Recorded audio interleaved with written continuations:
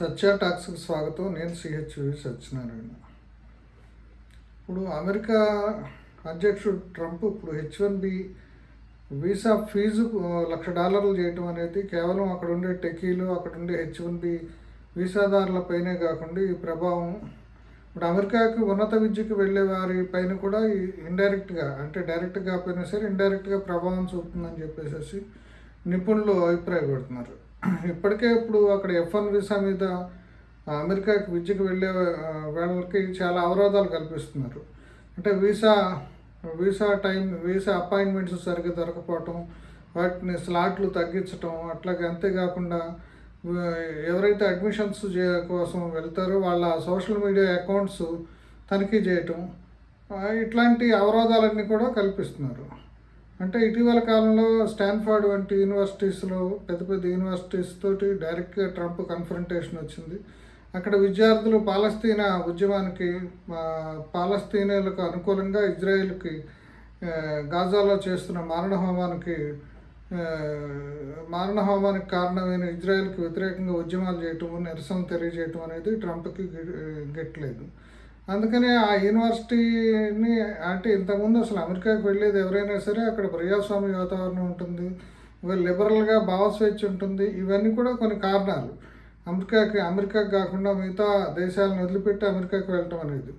ఇప్పుడు ఆ లిబరల్ వాతావరణాన్ని కూడా తగ్గించి ఇప్పుడు ఆ రకంగా విద్యార్థులు ఎవరైనా ఉత్సాహం చూపిస్తే ఆ ఉద్యమాల్లో కానీ లేదా ప్రజాస్వామ్య గళాలు కనుక విప్పితే వాళ్ళని కూడా ఇప్పుడు తిప్పి దేశానికి మధ్యలో పంపించే పరిస్థితులు ఏర్పడుతున్నాయి. అంటే ఇన్ని అవరోధాల మధ్య ఇప్పుడు కొత్తగా ఇప్పుడు ఈ H1B ఫీజు పెంపు అనేది కొత్త బ్రేక్ వేస్తుంది.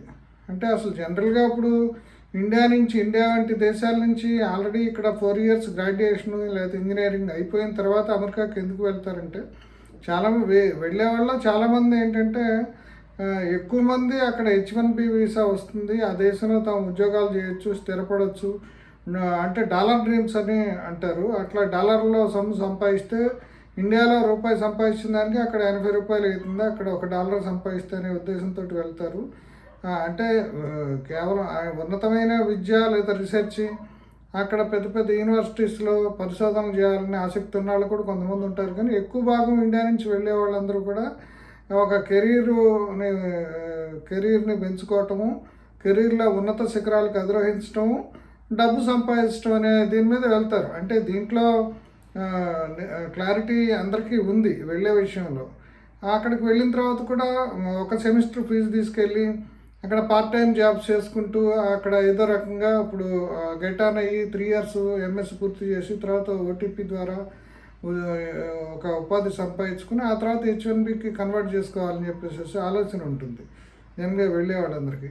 ఇప్పుడు ఇక్కడే కీలకం ఉందన్నమాట. ఇప్పుడు ఇక్కడి నుంచి ఇన్ని లక్షలు ఖర్చు పెట్టి అక్కడికి వెళ్ళి యూనివర్సిటీలో జనరల్గా బ్యాంకు రుణాలు లేదంటే ఇవన్నీ తీసుకుని ఇక్కడి నుంచి వెళ్ళి అక్కడ ఉద్యోగం దొరకపోతే ఇప్పుడు ఏంటి పరిస్థితి అనేది ఒక పెద్ద ప్రశ్నార్థకం అవుతుంది. దీంతో ఇప్పుడు అమెరికా విద్యకు వెళ్ళాలా లేదా అనేది అడ్మిషన్స్ దొరికిన వాళ్ళు కూడా ఇప్పుడు ఆలోచిస్తున్నారు.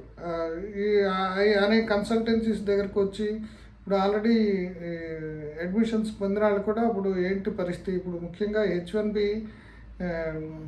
ఫీజు పెంచిన తర్వాత వచ్చే ఆలోచన ఏంటంటే, ఇప్పుడు H1B ఇప్పుడు రేపు OPT పరిస్థితి ఏంటి, అసలు OPTని 3 years ఉంచుతారా లేదా, OPTని కూడా తగ్గించాలి లేదా తీసేయాలనే ప్రపోజల్స్ ట్రంప్ గతంలో చేశారు. OPT కంప్లీట్ చేశాక H1B అనేది స్పాన్సర్ చేయాలి అంటే ఇప్పుడు వాళ్ళకి చాలా ఉన్నతమైన నైపుణ్యము లేదా ఎక్స్క్లూజివ్ ఎక్స్పర్టైజ్ ఉండాలని చెప్తున్నారు. ముఖ్యంగా AI లేదంటే క్వాంటమ్ కంప్యూటింగు లేదంటే ర్యాకెట్ సైన్సు లేదంటే లిథియం బ్యాటరీలకు సంబంధించిన టెక్నాలజీ లేదంటే హెల్త్ కేర్లో అత్యున్నతమైన నైపుణ్యం ఇవన్నీ ఉండాలని కోరుకుంటున్నారు. ఇక్కడి నుంచి 4 years గ్రాడ్యుయేషన్ పూర్తి చేసుకుని అక్కడ 3 ఏళ్ళ MS చదివిన వాళ్ళకి ఈ రకమైన అత్యున్నతమైన అమెరికాలో కూడా దొరకని టాలెంట్తో సమానమైన నైపుణ్యం ఎలా ఏర్పడుతుంది అనేది ఇప్పుడు పెద్ద క్వశ్చన్ మార్క్. ఎందుకంటే ఇప్పటివరకు ఈ కన్సల్టెన్సీస్ ఇవి ఏం చేస్తాయంటే, ఇప్పుడు ఇక్కడ గ్రాడ్యుయేషన్ చేసినప్పుడు కూడా వీళ్ళు ఏదో ఒక ఉద్యోగం చేస్తున్నట్టు లేకపోతే కొంత అనుభవం సంపాదించినట్టు ఒక తన రంగంలో ఇట్లా కొన్ని సందర్భాల్లో వాళ్ళు ఫేక్ సర్టిఫికెట్లు క్రియేట్ చేయటం, ఇంత మ్యానిపులేషన్ చేసి ఇప్పుడు వాళ్ళని ఎంఎస్ అవ్వగానే వాళ్ళ ఉద్యోగానికి అప్లై చేయడానికి కావాల్సిన ప్రాతిపదికను ఏర్పాటు చేస్తూ ఉంటారని చెప్పేసి ఇండస్ట్రీలో చెప్పుకుంటారు. అంటే దీంట్లో పూర్తిగా నిజానిజాలు అనేవి మనం ఇప్పుడే నిర్ధారించలేము. అంటే కొన్ని సందర్భాల్లో ఈ ఫేక్ వీసాలు, ఫేక్ ఎక్స్పీరియన్స్ సర్టిఫికేట్లకు సంబంధించిన ఉదంతాలు కూడా బయటపడినాయి. ఆ స్టూడెంట్స్ని వెనక్కి పంపటం, వాళ్ళ కెరీర్ దెబ్బతింటం కూడా జరిగింది. అంతేకాదు కొన్ని ఫేక్ యూనివర్సిటీస్లో ఇక్కడ కన్సల్టెన్సీస్ ద్వారా అడ్మిషన్లు పొంది దెబ్బతిన్న వాళ్ళు కూడా ఉన్నారు. అంటే ఇన్ని అవరోధాలు దాటుకుని కూడా ఇప్పుడు ఏదో రకంగా అమెరికాలో బయటపడి H1B వీసా సంపాదించొచ్చనే ఆశతోటే ఇప్పుడు ఇన్ని లక్షలు, ఇప్పుడు దాదాపుగా అమెరికాలో పీజీ చేయాలంటే 50-60 లక్షలు కనీసం ఖర్చు అయ్యే పరిస్థితుంది. యూకేలో కూడా అంతే పరిస్థితుంది. అంటే అమెరికాలో అయితే ఇప్పుడు కొంత లిబరల్ వాతావరణం ఉంటుంది, ఉద్యోగ అవకాశాలు ఎక్కువ ఉంటాయి అనే ఉద్దేశంతో అందరూ అమెరికా వైపు మొగ్గు చూపుతున్నారు.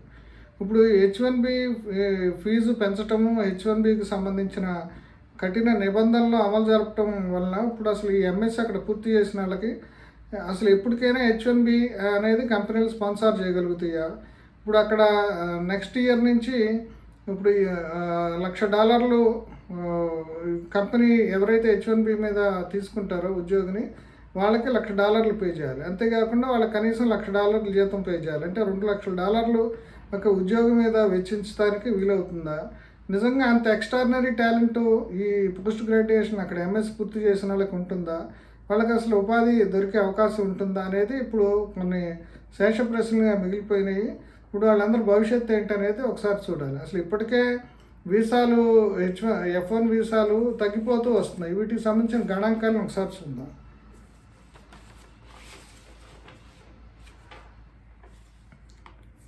రెండు 2024 మొదటి అర్ధ సంవత్సరంలో 1,04,074 మందికి ఇంటర్నేషనల్ విద్యార్థులకి F1 వీసాలు జారీ చేస్తే, అదే 2025 H1 అంటే మొదటి హాఫ్ ఇయర్కి ఆ సంఖ్య 88,753కి పడిపోయింది. యాక్చువల్గా ఇప్పుడు 2022-23 మొత్తం ఏడాదికి 4,42,391 F1 వీసాలు జారీ అయ్యాయి అన్ని దేశాలకు కలిపి. అది 23-24 సంవత్సరానికి వచ్చేదలకి 3,89,884 పడిపోయింది. అంటే ఇప్పుడు పరిస్థితి ఏంటంటే వరుసగా ఈ వీసాలు జారీ తగ్గిపోతుంది. అంటే అది వెళ్ళే విద్యార్థులు తగ్గటం లేదు, కానీ అక్కడ వీసాలు జారీ చేసే ఇది తగ్గిపోతుంది. అంటే వాళ్ళు నిరుత్సాహపరుస్తున్నారు. ఇప్పుడున్న పరిస్థితుల్లో ఏంటంటే అసలు ఈ 2025 ఫస్ట్ హాఫ్ ఇయర్కి ఇప్పటి వరకు 89,000 మంది విద్యార్థులకి వీసాలు వచ్చినాయి. వీళ్ళందరూ కూడా వీసాలు వచ్చిన వాళ్ళు కూడా రేపు ఫాల్కి వెళ్ళాలా లేదా అనేది మీమాంసలో ఉన్నారు.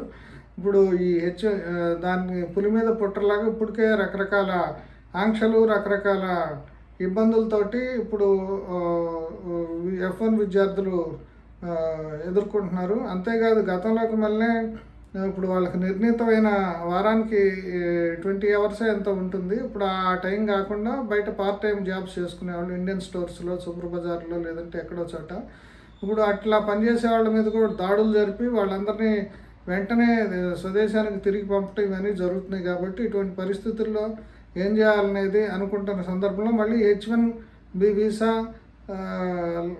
ఫీజు $1,00,000కి పెంచడం అది పులి మీద పుట్టలా తయారైంది. ఇదంతా కూడా భారత విద్యార్థుల్ని అమెరికా రాకుండా అడ్డుకట్ట వేసే చర్య అని చెప్పేసి నిపుణులు అనుకుంటున్నారు.